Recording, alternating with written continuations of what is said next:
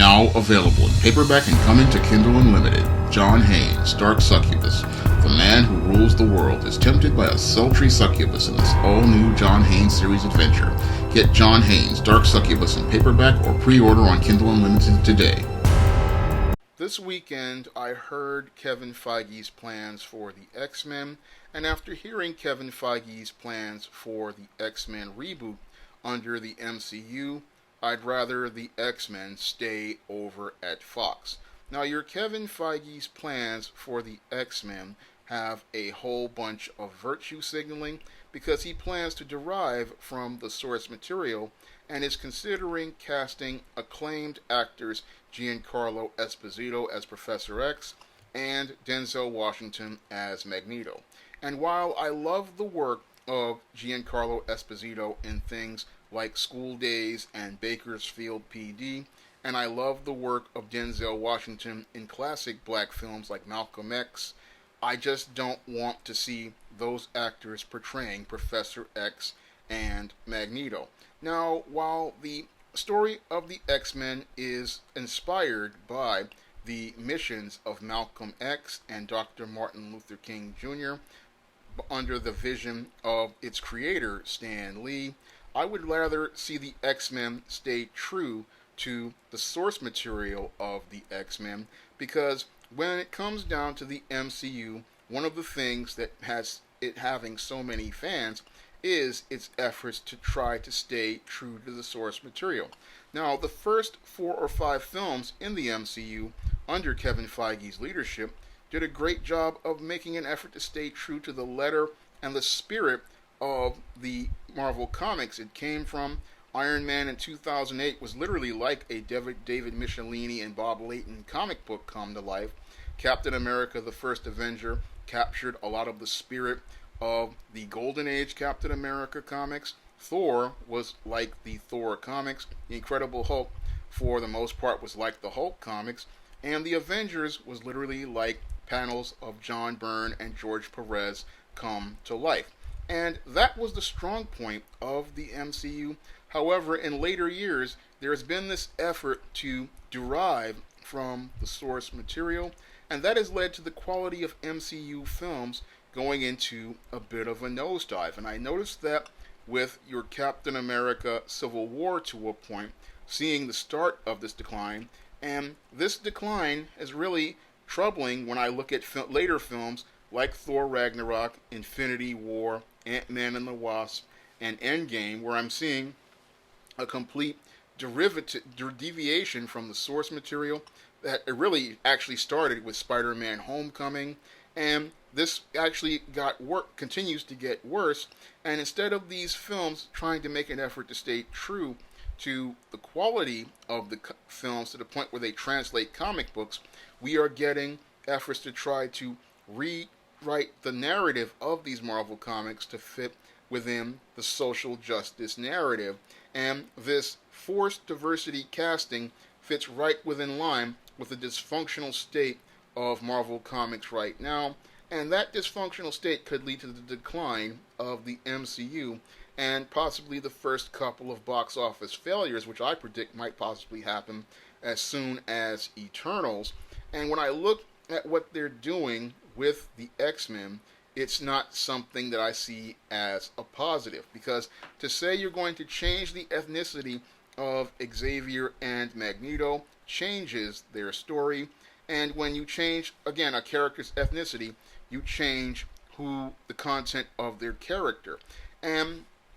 your Charles Xavier is a white man for a reason, because during the time of the X-Men came out, which was in the post-Jim Crow period, early post-Jim Crow period, the only people who could go around like this were white males and white females. So if we had a bunch of black characters going around, what would happen is they would run into a lot of racism and they would run into a lot of white supremacy. So that would be hard for Stan Lee to write. So what he did was he used mutants as a metaphor. Moreover, with the Magneto character, what he was trying to do was really create this tragic character whose story I believe should not be touched, because Magneto's experience in the Auschwitz camp this is the thing that led to his mission of wanting to fight for mutant rights and fight to make a place for mutants in the world and declaring war on humanity. This was all due to his experience in the Auschwitz training camp, not the training camp, but the death camp. And in that death camp, this is what led to Magneto having these hard views, and I don't see that being as extreme with a black Professor X and a Magneto. Now, the argument that your Kevin Feige and people at Marvel have for changing the ethnicity of Xavier and Magneto is that the story appears to be too old. Magneto would be an extremely old man if we were to follow the World War II story. But as I see it, if we could follow that story for Captain America, then what's to stop us from following that exact same story for Magneto? It should be some way of making sure that Magneto can stay strong, because we could have that story with Magneto, and in order for us to have that story, we need that element of him having that thing to motivate him for being this feeling of superiority and this feeling of he needs to declare war on humanity to go out to protect mutants. So in order for us to have that, that's part of his story. And again, if you change his ethnicity, you wind up losing that element of his story. Same thing for Xavier, you lose those elements of his story. And what's even worse, when you change this ethnicity, instead of us seeing Charles Xavier and his mission for humans and mutants coming together, and Magneto's mission of making mutants superior over humans, instead we get into a racial divide where we're seeing black and white, and people really don't want to go to a movie where they're seeing black and white. That takes away from their ability to escape into the fantasy, and that brings real life social justice and identity politics into the theater, and that really de-incentivizes people from wanting to go and see this X-Men movie reboot. So your Kevin Feige is really playing with fire here by trying to deviate from the source material, and he's looking at possibly alienating an entire generation of fans by trying to change this source material and make a movie that fits the social justice agenda and not the entertainment and escapism that comic fans came to go see with an X-Men movie. Now, the X-Men are the most popular franchise over at Marvel, and to change the ethnicity of the characters, this puts the entire franchise at risk, and it puts them at risk of alienating the core audience of comic fans who wanted to come see this movie. Now, in addition to trying to change Xavier and Magneto's ethnicity, there were rumors that there was an effort to change Wolverine's ethnicity. Now, Wolverine is the most popular character in the Marvel Universe next to Spider-Man and the Hulk, and he is one of Marvel's franchise characters. And Wolverine is a Canadian white male that is a part of his character, that is a part of his story. When the original creators created him, they put Canadian culture into his character, and I believe it would be an insult to take this Canadian character and erase his ethnicity and erase his culture, all because somebody wants to change his ethnicity. Logan has always been a Canadian white male, and yes, his past is mysterious, but he has always been a Canadian white male, and I don't think it's right to change his character or his ethnicity. Now, when I look at this whole effort to change the X-Men, it really reminds me of what Joel Schumacher was trying to do with the Batman character back in the mid-90s. Now, after Tim Burton's two movies, Batman and Batman Returns, we got Joel Schumacher as the director of the Batman franchise, and instead of him staying true to the source material, your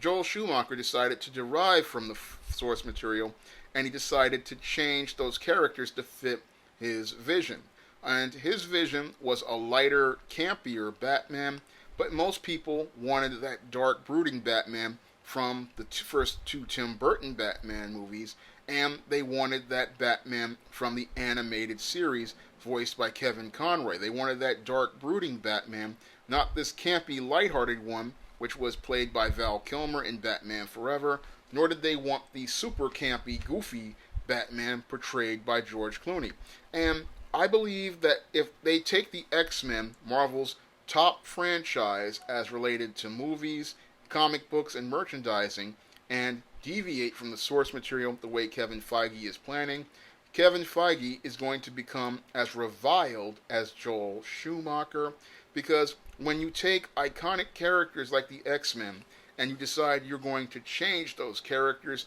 to fit your virtue signaling, social justice, and identity politics narratives, then what happens is you wind up alienating that core customer base of white males, white females, who were out here buying X-Men comics for most of the 80s and most of the 90s, and those kids who watched the X-Men cartoon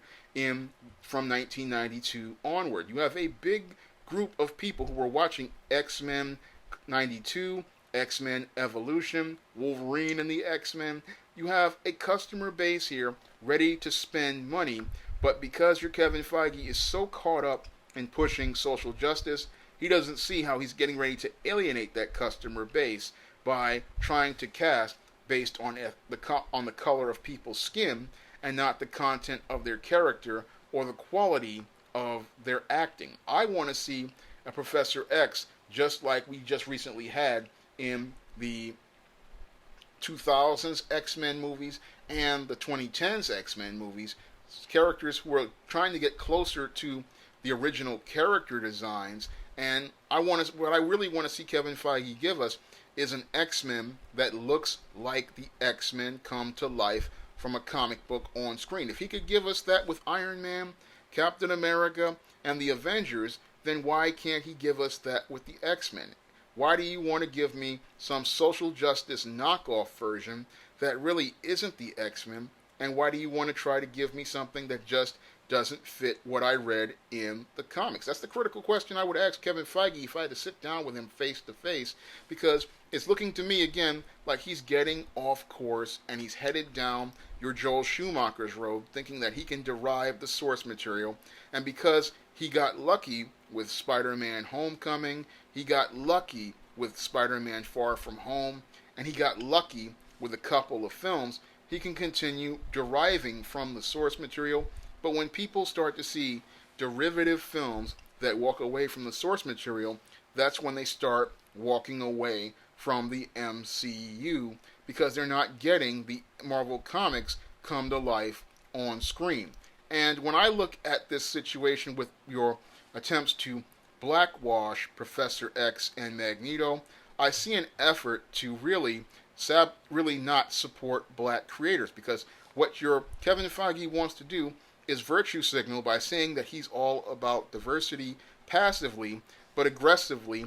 Disney, the company that runs Marvel and the MCU, is not making efforts to give black creators opportunities out here. And if you want to create a series that features black characters, I have properties like your John Haynes, like your Isis, like your Eastine, and even Spinsterella, and stuff like Eastine, The Sands of Time. If Disney wants to go out here and make original characters from a black creator, they can easily contact a man like myself, and we can work something out as related to rights, and we can work out something as related to writing a screenplay and directing a film, so that you can go out here and make your film that features a black hero or a black heroine. But your Marvel Studios, they don't want to do that because, again, passively they want to talk about diversity, but aggressively they want to make no efforts to make any efforts to bring black creators into their business or to create new intellectual properties featuring black male and black female leads in original stories, because your Disney does not want to, I believe, put money in black men and black women's pockets. They don't want to see black creators benefit economically. So what they do is push this social justice narrative, making it look like they're doing something constructive by saying we're going to have this black Professor X and black Magneto and try to get the money out of spellbound black people in an effort to get that $700 million that they got from Black Panther. They want to try to manipulate the black audience into believing they're getting something authentic from their experience, but in actuality, it's just another cash grab to get money out of the black community. So this effort, as I see it, it's really, again, a passive-aggressive jab at black people because, again, if you wanted to create an original black concept from a black creator, you could contact a black creator like myself and many other black creators out here, and we could create an original black concept, and you could launch that right alongside your X-Men movie, and you could make twice as much money because you could make a great X-Men movie that stayed true to the comics, and you can make an original black concept and make money from that. But your Disney, again, I believe, does not want to put money in a black creator's hands, and it does not want to give a black creator creative control, because if we have a black creator who has great vision and great creativity, and they start making properties that are the equal of a Marvel Comics, then people won't be looking at the white characters at Marvel.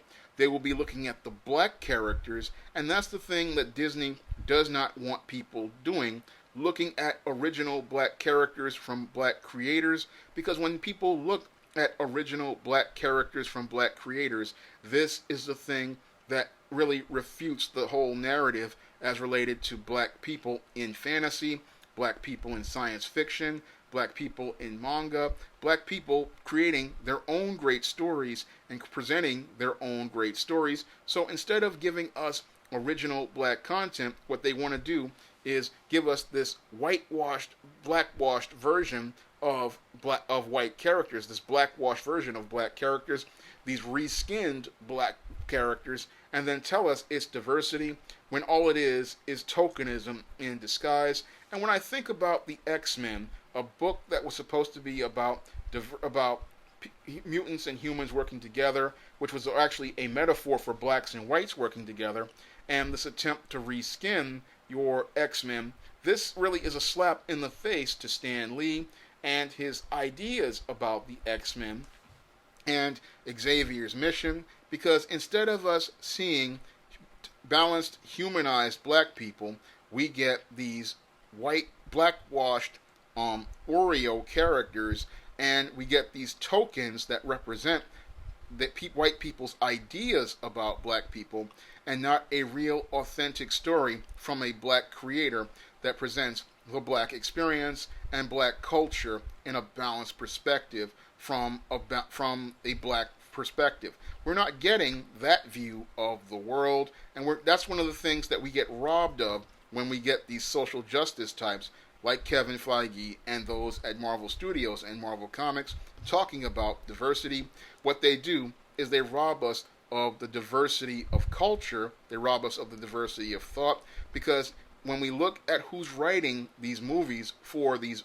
recolored X-Men, it's mostly white males and white females doing the writing, white males and white females doing the directing, white males and white females doing the producing, and we don't get a clear vision of what comes from a black man or a black woman's perspective, and we don't get to see the real black experience presented to us in a story. All we get is some white man's idea of black, and that white man's idea of black, again, is about virtue signaling, about how he's not racist, how inclusive he is, when in actuality he is actually excluding black people and excluding us from seeing a true, authentic black experience and a story from a black perspective that gives us that truly balanced and humanized perspective of blackness. If you want to see a balanced and humanized perspective of blackness in African American fantasy, you can pick up my ISIS series books, my Easteme series books, my John Haynes series books, The Temptation of John Haynes, and the Spinsterella trilogy on Amazon.com in paperback and Kindle formats. And several of the ISIS series books and several of the John Haynes series books are available on Kindle Unlimited for you to read for free. And if you'd like to see me make more videos like this, you can donate to my Patreon, my PayPal, or my Cash App by clicking the link in the description box. That's all I have to say for this video. You can comment, rate, and subscribe.